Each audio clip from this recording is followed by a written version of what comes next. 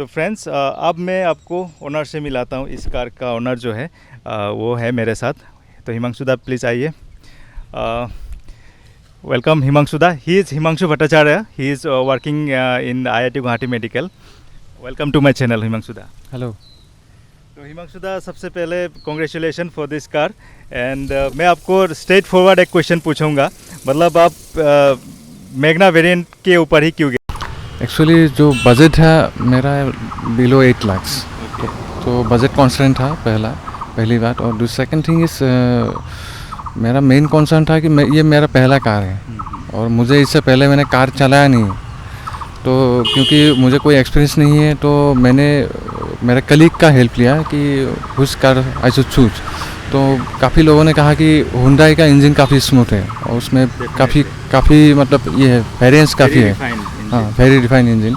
And I think बहुत से लोगों ने कहा better than Maruti, so I choose Hyundai. That's the reason actually.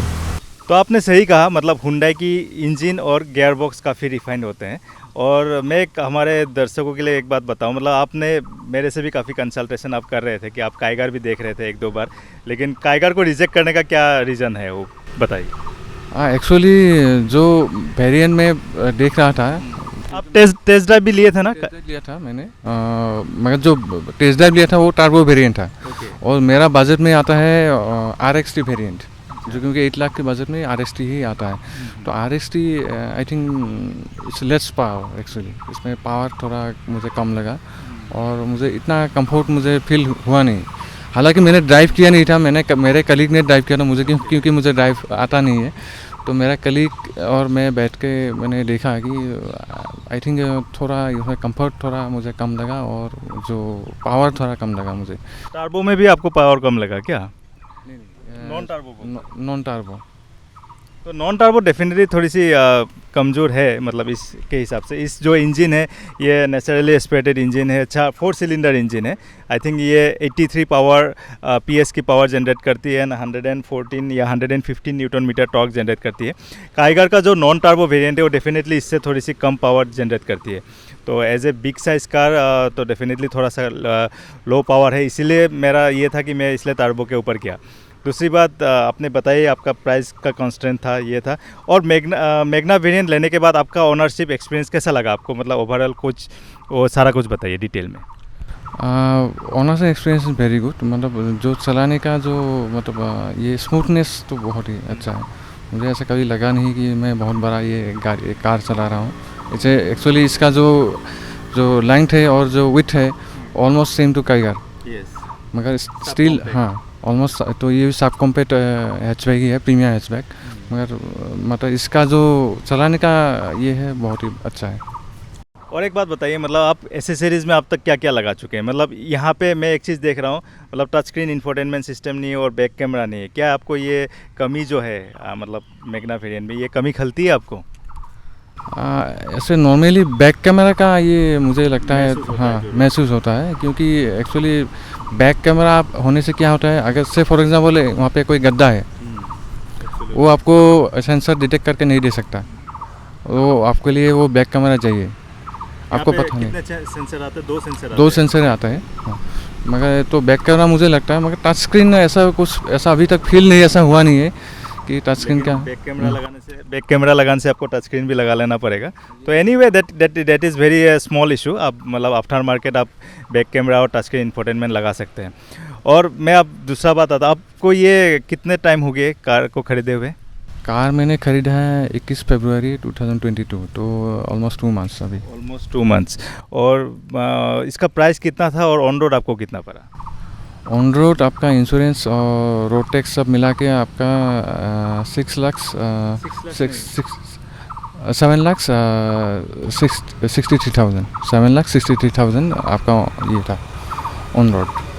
तो which is a very good price. Actually on road price जो है वो स्टेट वाइज वेरी करते हैं। इसका एक्स शोरूम प्राइस 6,98,000 है, तो 7,35,000 आपने कहा ना? एक्चुअली मैंने जो इंश्योरेंस है वो मैंने शोरूम से नहीं लिया, तो मैंने मेरा पर्सनल फ्रेंड है उससे लिया था इंश्योरेंस। उन लोगों ने दे रहे थे 38,000 में, तो मैंने लिया 30,000। 8,000 का उसमें मेरा बचत हुआ है, तो उस हिसाब से एक्चुअली आपको देखना पड़ेगा, आपको मतलब बार्गेन करना पड़ेगा। जब बार्गेन करोगे तभी आपको अच्छा प्राइस मिल सकता है। आपने कितना बताया प्राइस? 7 लाख 7,63,000। तो 7,63,000 की ये कार है, मतलब उस हिसाब से काफ़ी अच्छी मुझे लगी अब तक। अब मैं ड्राइव करके देखूंगा इसका जो ड्राइव एक्सपीरियंस कैसा है। और इससे पहले एक बात और पूछूं मैं हिमांशुदा, इसमें कार आप 2-2.5 महीना जैसे कि हो चुका है आपको, मतलब क्या क्या ड्रॉबैक्स लगे, क्या क्या कमी आपको लगा इसमें? मतलब कोई भी कार तो डेफिनेटली परफेक्ट नहीं होती है, तो चलाने के बाद ही पता चलता है। क्या कमियाँ है इस कार में, वो बताइए थोड़ा। कमियाँ एक्चुअली 2 महीना मैं चला चुका हूँ, मगर ऐसा फील हुआ नहीं है कि कितना किलोमीटर हो चुका है? 650 किलोमीटर्स मैं चला के ऐसा फील हुआ नहीं है कि ऐसा कुछ कमियाँ हैं जो कि अगर होने से अच्छा होता। मगर फिर भी मैं कहूँगा कि यहाँ पे मतलब राइट साइड में जब टर्न लेते हैं तो एक ब्लाइंड स्पॉट बन जाता है। ए पिलर है, ए पिलर जो काफ़ी ठीक है, तो इसमें थोड़ा ऐसा लगता है रिस्क है वहाँ पे। तो दूसरा ये है कि जो वैसे बताया बैक कैमरा ऐसे होना चाहिए था एक्चुअली। और मुझे यही दोनों मुझे लगता है कि मेन ये है। और जो आर्म रेस्ट जो दिया है, मतलब ये दोनों मेन है, मगर जो आर्म रेस्ट है वो मुझे लगता है कि थोड़ा सा छोटा है, ज़्यादा छोटा है। थोड़ा सा स्लाइडिंग अगर होता है तो थोड़ा हाथ रखने में आसानी होता है। ये सेम प्रॉब्लम बेलेनो के साथ भी थी, तो बेलेनो ने ये रेक्टिफाई किया है अभी, तो उसका स्लाइडिंग आर्मरेस्ट आता है। स्लाइडिंग आर्मरेस्ट i20 में आता है, मगर अपर वेरिएंट में है, मगर बेस वेरिएंट में दिया नहीं है अभी तक। तो यही दो मेन आपको मतलब जो कमी जो खटकती है मन में। और इसको छोड़ के मैं पूछूंगा अभी, मतलब कार ले लिया आपने, सबसे बेस्ट क्या लगा, मतलब क्या क्या फीचर्स आपको सच में बहुत अच्छा लगा इस कार के बारे में? स्पेस तो अच्छा है, इसका अंदर का स्पेस बहुत ही अच्छा है, इसका एसी बहुत ही है, और जो ड्राइविंग का स्मूथनेस वो बहुत ही अच्छा है। तो ये सारे चीज़ तो है। डेफिनेटली हुंडई के एसी काफ़ी अच्छे हैं, मतलब हम 12 साल से हुंडई की कार चला रहे हैं, तो एसी काफ़ी अच्छी है। इंजन तो आपको इससे स्मूथ इंजन आपको दुनिया में नहीं मिलने वाले है, तो ये सारा चीज़ हुंडई के फेवर में डेफिनेटली जाती है। गियर बॉक्स इसके फेवर में डेफिनेटली जाती है। आपको लगभग माइलेज कितना मिल रहा है? आपने कभी क्या टैंक टू टैंक टेस्ट किया था? और टेस्ट तो मैंने नहीं किया, मगर मुझे लगता है कि 12 to 13 किलोमीटर दे रहा है। ये चेक नहीं किया मैंने, मगर मैंने लास्ट टाइम मैंने 2000 रुपीज़ का पेट्रोल ये किया था, तब पेट्रोल का प्राइस था 98 रुपीज़।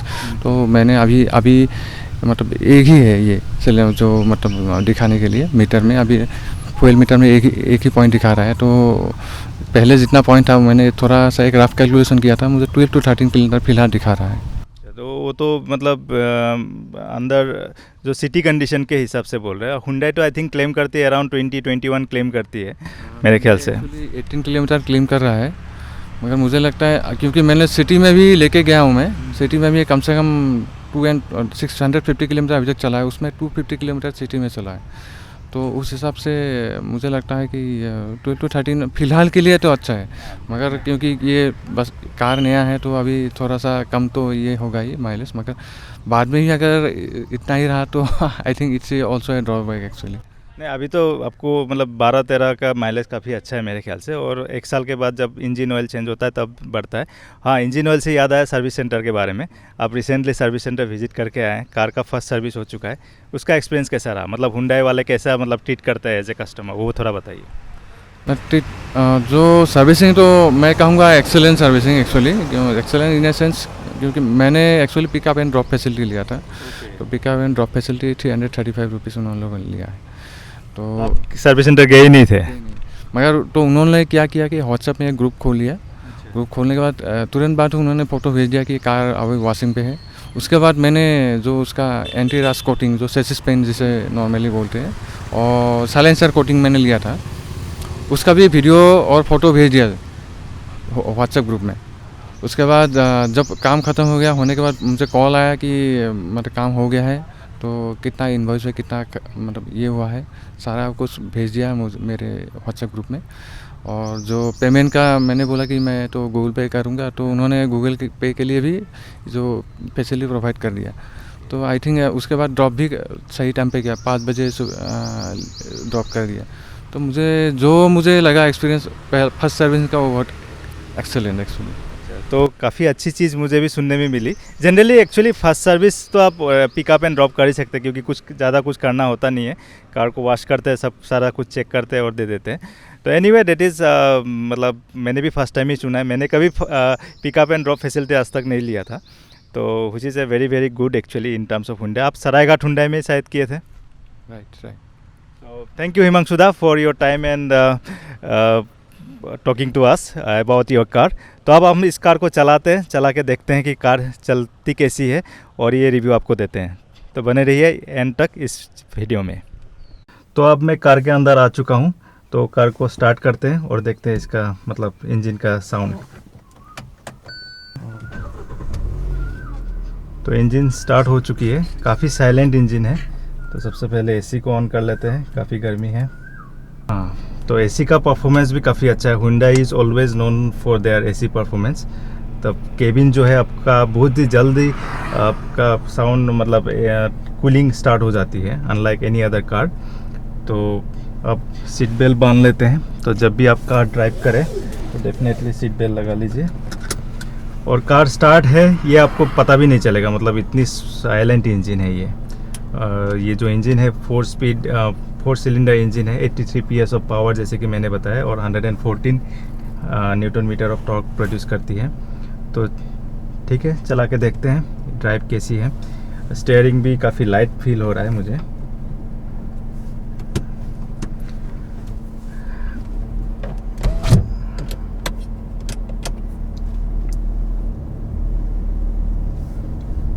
तो जो इनिशियल पिकअप है कार की काफ़ी अच्छी है।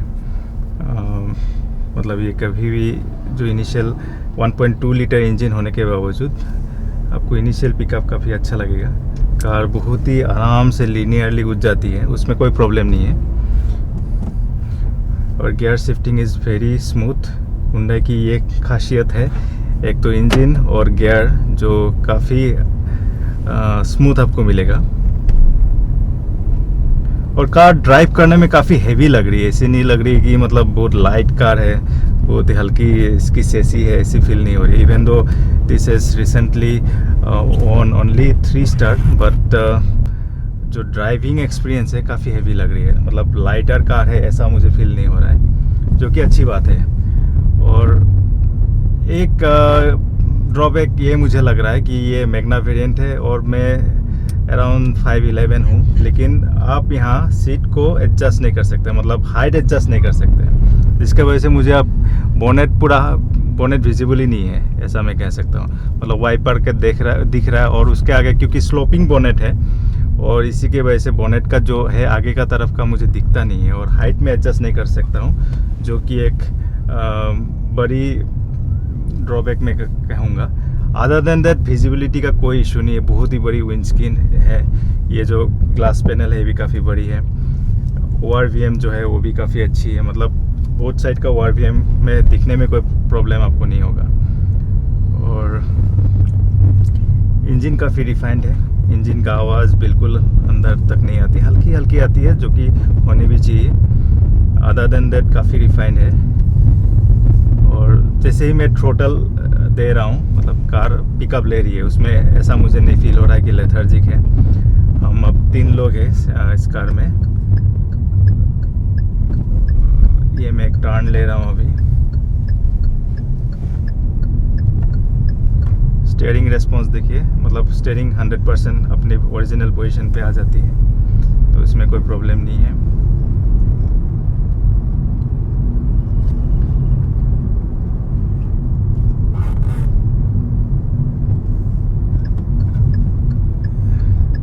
थोड़ा उसको इस इंजन को पुश करके देखते हैं। एक चीज़ है कि जो क्लास का ट्रेबल है बहुत थोड़ा सा ज़्यादा है, मतलब ज़्यादा आपको दबाना पड़ता है तभी आपका गियर चेंज होता है। तो मेरी कार में ये चीज़ नहीं है, थोड़ा सा मतलब मुझे अलग फील हो रहा है यहाँ पे।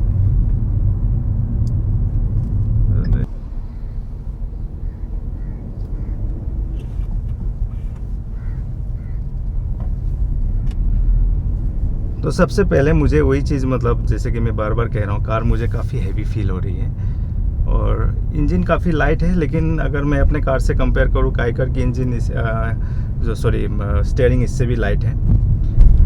और जैसे कि मैं कल इसके ओनर से बात कर रहा था, मतलब हिमांशुदा मेरे साथ ही बैठे हैं, मतलब this is a very very good value for money proposition है। अगर आप इसको छोड़ के काइगर या मैग्नाइट के ऊपर भी जाते हैं हिमांशुदा, तो आपको RXL वेरिएंट ही मिलती है, मतलब सेकेंड नीचे से जो सेकेंड वेरिएंट है वो मिलती है, और उसमें आपको इतना सारा फीचर्स आपको नहीं मिलते। और हुंडई की जो रिफाइनमेंट है इंजन की, जिसकी काबिल तारीफ डेफिनेटली है। So that is the reason I think this does gives A more value for money if you compare with Kiger और मैग्नाइट। हॉर्न काफ़ी मुझे थोड़ा सा पतला हॉर्न फील हो रहा है, मतलब इतना स्ट्रॉन्ग हॉर्न नहीं है। और इंजन के हिसाब से भी आप देखें, इंजन कंपेयर भी करें तो रेनो और निसान की जो दो कार हैं, काइगर और मैग्नाइट, जिसमें आपको नॉन टर्बो इंजन मिलता है जो इससे कम पावर प्रोड्यूस करती है और टॉर्क भी इससे कम प्रोड्यूस करती है। तो उस हिसाब से भी देखें तो ये काफ़ी अच्छी मतलब चॉइस आपको डेफिनेटली नज़र आएगी। उसमें एक ही एडवांटेज है कि वो थोड़ी सी टॉल है इससे, तो आपको SUV वाला जो स्टंट है वो आपको फील होगा।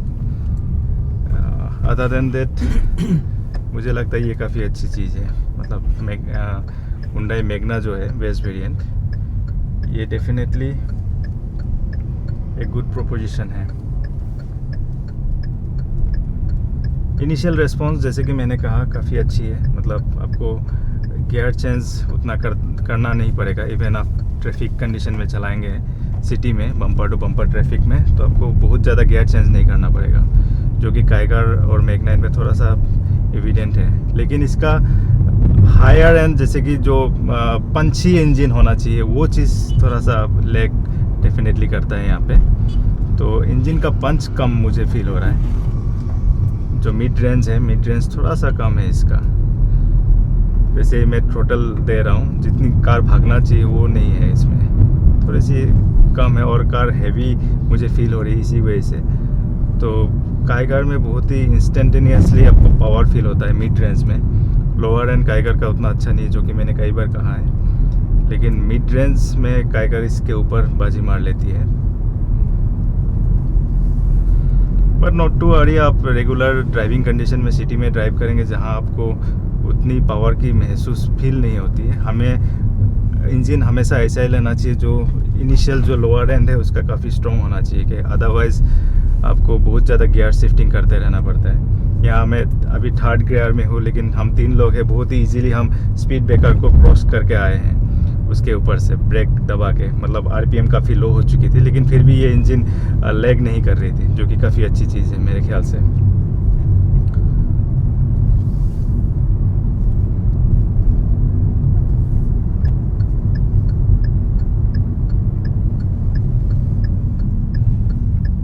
सीटिंग कंफर्ट की बात करें तो सीट काफ़ी अच्छी है इसकी। थोड़ी सी जैसे कि मैंने कल बताया था, जैसे कि मैंने पहले भी बताया था कि थोड़ी सी हार्डर मुझे फील हो रही है। तो लॉन्ग डिस्टेंस में एक AC होगी, ये आपको लॉन्ग जर्नी करने पे ही पता चलेगा। और साइड का जो है, साइड का बॉल्स्टरिंग काफ़ी अच्छी है। मतलब आप अगर आप थोड़े से चौड़े भी हैं, आपको ये काफ़ी जकड़ के रखेगी, जो कि अच्छी चीज़ है।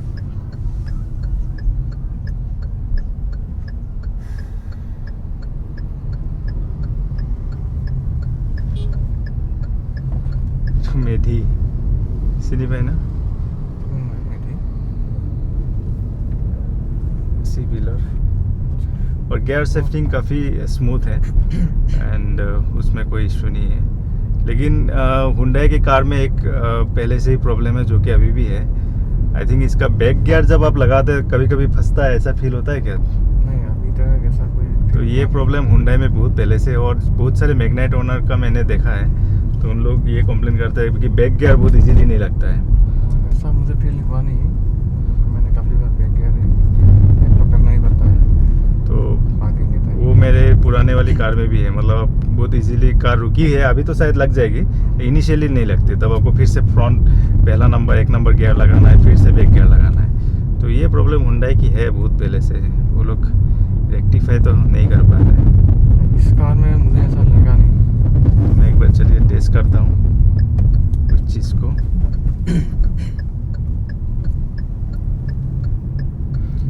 बैक गियर से याद आया, यहाँ बैक कैमरा आपको नहीं मिलता है, लेकिन 2 पार्किंग सेंसर डेफिनेटली मिलते हैं।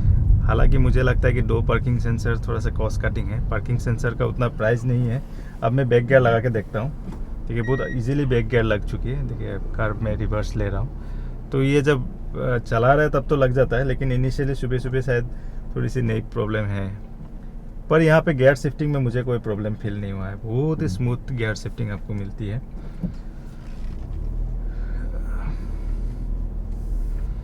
तो आपको मैं अब साउंड टेस्ट कराता हूँ यहाँ का। यूट्यूब को एक नॉन कॉपीराइट म्यूजिक सुनाता हूँ, वो साउंड टेस्ट आप देख लीजिए। So guys, with that being said, thank you for watching this video. मुझे आशा है कि आपको ये वीडियो अच्छी लगी होगी, एंड कुछ भी आपको जानना है इस कार के बारे में और भी, तो आप कमेंट सेक्शन में डेफिनेटली कमेंट छोड़ दीजिए। मैं आपका क्वेरी को आंसर करने की कोशिश डेफिनेटली करूँगा। So thanks for watching this video. If you have liked this video, don't forget to hit the like button and please subscribe to the channel. Thanks for watching. So thank you Himanshu da once again. Thank you. तो यहाँ हम एक NCS का song लगाए हैं, तो आप इसका साउंड क्वालिटी देखिए।